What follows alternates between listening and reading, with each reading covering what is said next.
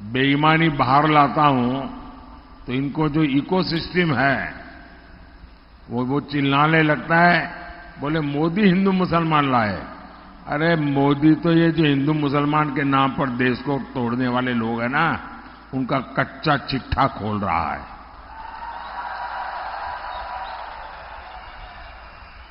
मैं इसका एक उदाहरण देना चाहता हूं, और यह उदाहरण इतिहास में दर्ज है। मैं कांग्रेस को चुनौती देता हूं, अगर हिम्मत है कांग्रेस में तो मेरी इस बात का देश को जरा जवाब दें। नहीं देंगे वो। इनकी तो हालत ऐसी है। मुझे बताइए, आपके घर में आपको कभी आपके माता पिता, अगर आपने दादा उन सबको देखा हो तो उनको याद करने के लिए क्या आपको एल्बम खोलना पड़ता है क्या? अपने माता पिता को याद करो, एल्बम खोलो तब याद आते हैं क्या? इनकी तो हालत ये है कि अपने माता पिता को याद करने के लिए एल्बम खोल के देखना पड़ता। अच्छा अच्छा, ये है, ये जिनकी स्थिति है जी। भाइयों बहनों, कांग्रेस अपनी सरकार के समय खुले आम कहती थी कि देश के संसाधनों पर पहला अधिकार मुसलमानों का है। और ये डॉक्टर मनमोहन सिंह जी ने कहा, उस मीटिंग में मैं मौजूद था और मैंने इसका विरोध किया था। अब मुझे बताइए, ये कहते थे कि नहीं कहते थे? कहते थे कि नहीं कहते थे? अब कांग्रेस वाले कितने ही चू चू करते रहे, सब अवेलेबल है। हालत ये थी कि कांग्रेस और उसके साथी दलों ने क्या किया, जो डेवलपमेंट का बजट होता है उस बजट में भी दरार कर दी भाइयों। उसमें भी बंटवारा करने के लिए सोचा और उन्होंने कहा अब बजट होगा हिंदू बजट, मुस्लिम बजट। ये इन्होंने सोचा था। क्या ये मेरा देश ऐसे चलेगा क्या? और कांग्रेस चाहती थी कि 15% बजट मुसलमानों के लिए अलग से आवंटित हो जाए। भाइयों बहनों, आप सबसे मैं पूछना चाहता हूं, अब उनको धर्म के नाम पर देश बनाना था, बना दिया। कांग्रेस की मजबूरी थी, दे दिया। अब आप कहोगे कि हिंदू बजट, मुस्लिम बजट, क्या ये देश का भला करेगा क्या? जरा हाथ ऊपर करके पूरी ताकत से बताओ कि मेरी बात समझते हो तो। क्या इस देश का बजट हिंदू बजट, मुस्लिम बजट ऐसा हो सकता है क्या? हिंदू के लिए इतना, मुसलमान के लिए इतना हो सकता है क्या? ये पाप कांग्रेस पार्टी कर रही थी। और मुझे याद है, तब मैं गुजरात का मुख्यमंत्री था, मैंने इसका सबसे पहले विरोध किया था। कांग्रेस और इंडिया अलायंस अगर सत्ता में आए तो ये ही करने वाले हैं। क्या हमें देश को एक रखना है कि नहीं है? हर हिंदुस्तानी एक है, ये जरूरी है कि नहीं है? क्या हिंदुस्तानियों को बांटना अच्छी चीज है क्या?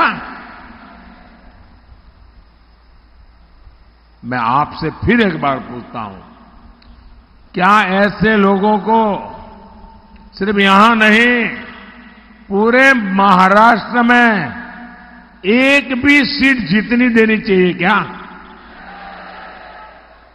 एक भी पोलिंग बूथ पे उनका नंबर लगना चाहिए क्या? और मैं महाराष्ट्र के लोगों को बधाई देता हूं।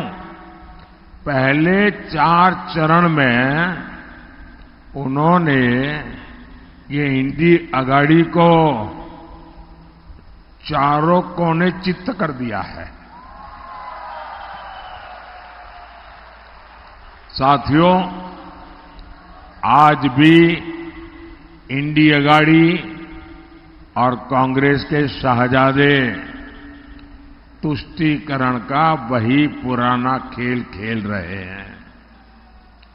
इन लोगों की नजर अब एससी, एसटी, ओबीसी के आरक्षण पर है और उन्होंने प्रयोग शुरू कर दिया है। कर्नाटका ये उनकी लेबोरेटरी बनाई है। कर्नाटका में उन्होंने क्या किया? सरकार में आने के बाद रातों रात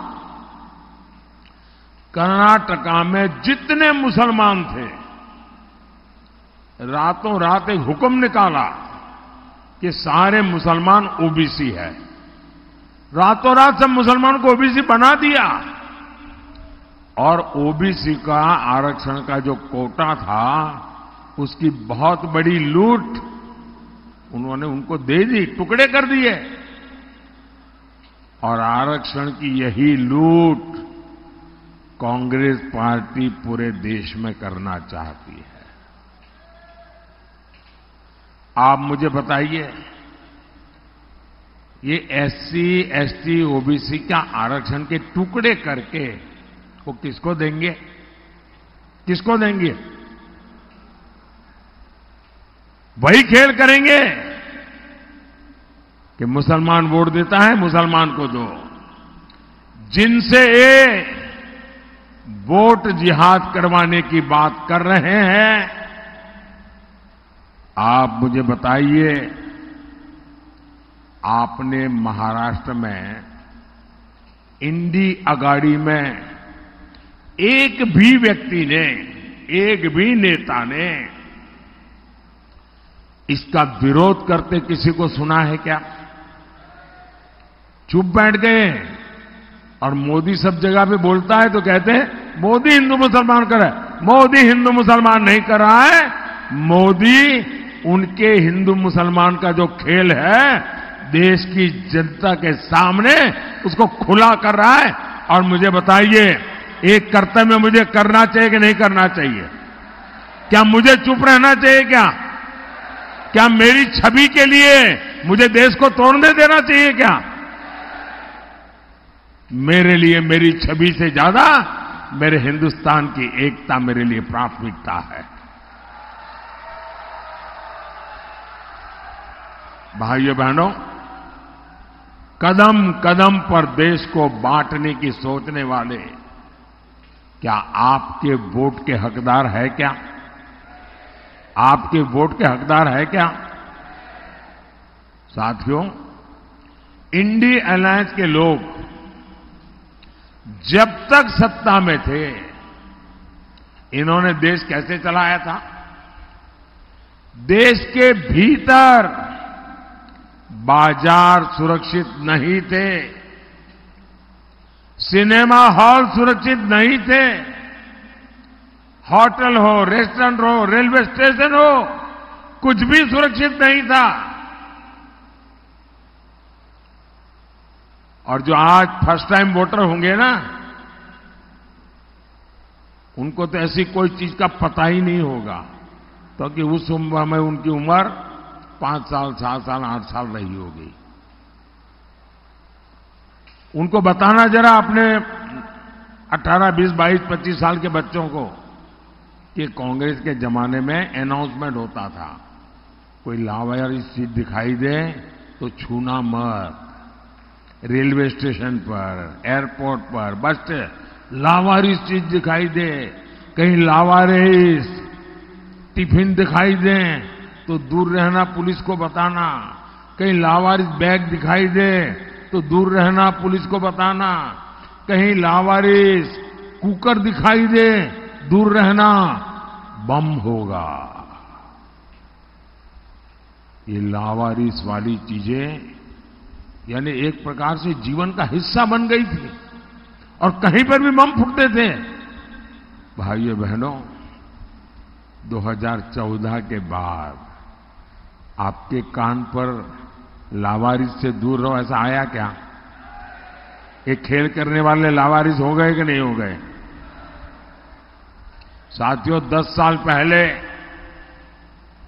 आए दिन बम धमाके होते थे कि नहीं होते थे? अगर आपको याद हो तो बताइए, नहीं है तो मत बताना।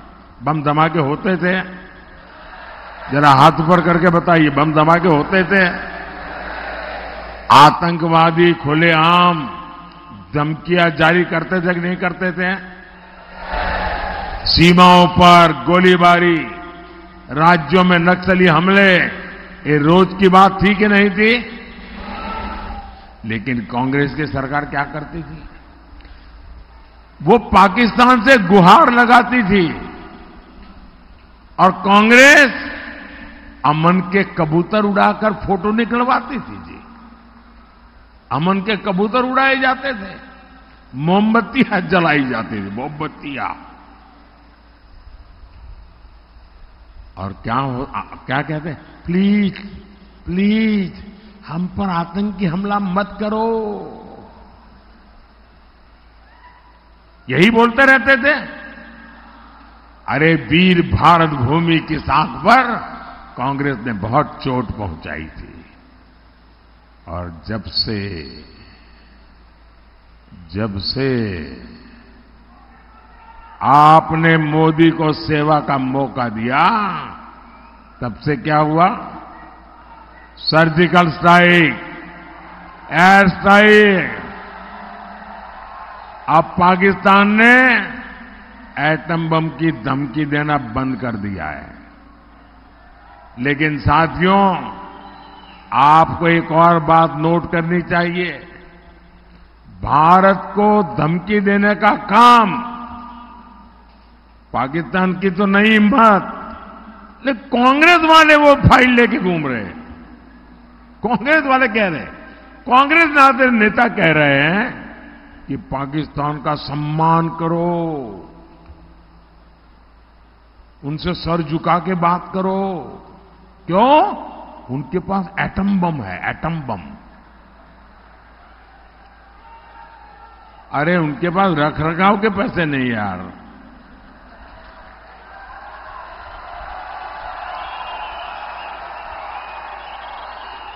कोई मुझे बताए, जब कांग्रेस सरकार में होती है, कांग्रेस जब सरकार में होती है तो धमकी पाकिस्तान देता है, और कांग्रेस बाहर है तो पाकिस्तान की ओर से वो खुद धमकी दे रहे हैं। पाकिस्तान अपनी संसद के भीतर स्वीकार करता है कि उसने आतंकी हमले करवाए, लेकिन यहां कांग्रेस और इंडिया अघाड़ी के लोग उसे क्लीन चिट देते हैं। कोई जरा बताइए ऐसा क्यों है?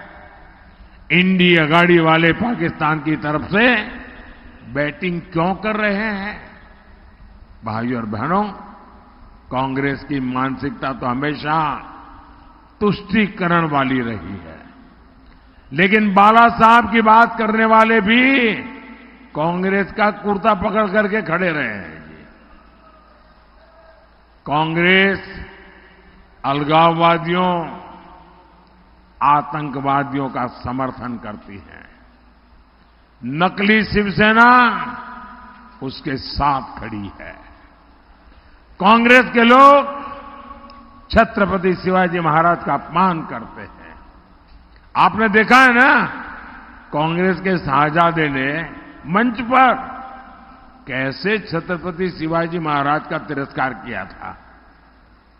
पूरे महाराष्ट्र को वो तस्वीरें देख करके गुस्सा आया, लेकिन नकली शिवसेना ने मुंह पर ताला लगा दिया, आंख पर पट्टी बांध ली।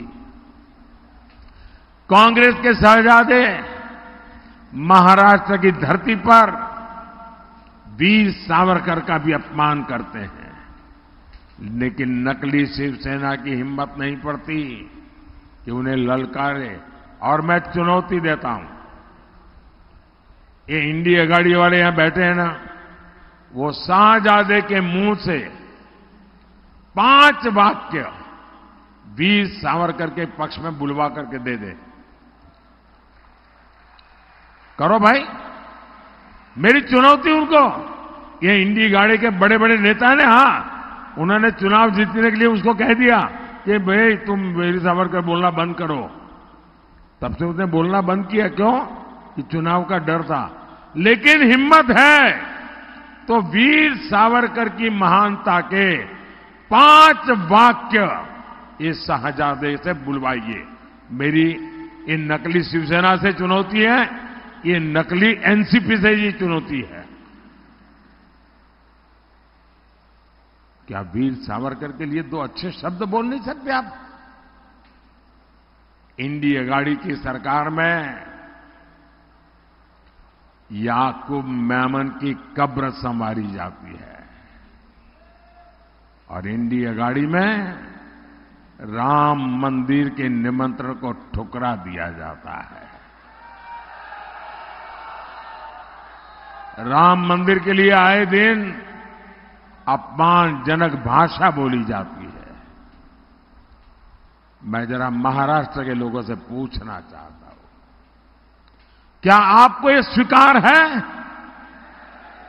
आपको ऐसे पाप स्वीकार है? क्या आप इंडिया गाड़ी वालों को इस बार इस चुनाव में सजा देंगे कि नहीं देंगे? ऐसी सजा दीजिए, ऐसी सजा दीजिए कि ऐसा पाप करने की हिम्मत न रहे। साथियों, और अभी शिंदे जी बता के गए कि 93 के बम ब्लास्ट के गुनहगार नकली शिवसेना के लिए प्रचार कर रहे हैं। बताओ, इससे बड़ा दुर्भाग्य क्या होगा? साथियों, 20 मई को आपको सशक्त और विकसित भारत के लिए वोट देना है। 20 मई को आपको तुष्टीकरण के खिलाफ वोट देना है। कल्याण से एनडीए प्रत्याशी भाई श्रीकांत शिंदे जी और भिवंडी से भाजपा प्रत्याशी श्री कपिल मोरेश्वर पाटिल जी, इनको दिया गया आपका हर वोट मोदी को मजबूत करेगा। और जब आप उनके लिए मतदान के लिए बटन दबाएंगे ना, वो वोट सीधा सीधा मोदी के खाते में जाएगा। कपिल पाटिल ने मेरे साथ सरकार में भी काम किया है। ये हमेशा इस क्षेत्र के विकास के लिए सजग रहते हैं। मेरा अनुरोध है, मेरे इन दोनों साथियों को भारी मतों से विजयी बनाइए। अच्छा, मेरा एक काम करेंगे, घर घर जाना, ज्यादा लोगों से मिलना और कहना, मोदी जी आए थे, मोदी जी ने आपको प्रणाम कहा है। बोलिए भारत माता की, भारत माता की, भारत माता की। बहुत बहुत धन्यवाद।